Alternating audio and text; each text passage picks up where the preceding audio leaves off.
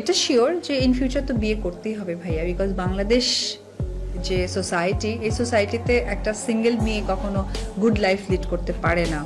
Good life lead Shakib ছাড়া বাঁচবো না, অপুর কান্না ভেজা আবেগঘন বার্তা ফাঁস।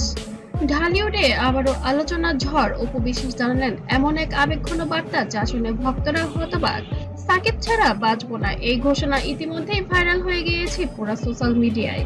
বছরের পর বছর সাকিব অপুর সম্পর্ক নিয়ে নানা জল্পনা চলছে। একসময় দূরত্ব, অভিমান আর বিচ্ছেদের খবর ছিল ভক্তদের মন খারাপ, কিন্তু এবার অপু ভেঙে দিলেন নীরবতা। তিনি সরাসরি বললেন, আমার জীবনে সাকিব ছাড়া আর কিছুই নেই। আমি সাকিব ছাড়া জীবনে আর কিছু কখনো ভাবতেই পারি না।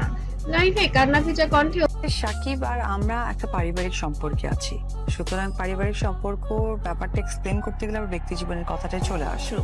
তো একটু আগে যেটা আমি অপু বললেন, আমি যতই শক্ত হওয়ার চেষ্টা করি না কেন, সাকিব ছাড়া আমার দিনগুলো অসম্পূর্ণ। ভক্তরা আমাকে অনেক ভালোবাসা দিয়েছে, কিন্তু আমার জীবনের আসল ভালোবাসা সাকিব খান।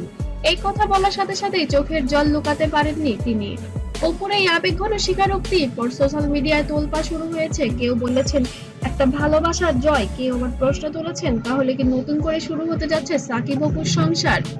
অপুর ঘনিষ্ঠ আমার কাছে স্পেশাল মানুষ শাবনামের বাবা শাকিব খান, তো তার জন্য রান্নাটা করা হয়েছিল। উনি এসেছেন, খেয়েছেন, আমরা ঘুরতে বেরিয়েছিলাম। আব্রাম সূত্র জানাচ্ছে তিনি শুধু আবেগ নয়, বাস্তবেও সাকিবের কাছে ফিরতে চান। এমনকি শোনা যাচ্ছে তিনি সাকিবের কিছু বিশেষ শর্তও জানিয়েছেন, যাতে তারা আবারও একসাথে জীবন শুরু করতে পারেন। এই খবরে ভক্তরা উত্তেজিত হয়ে পড়েছেন।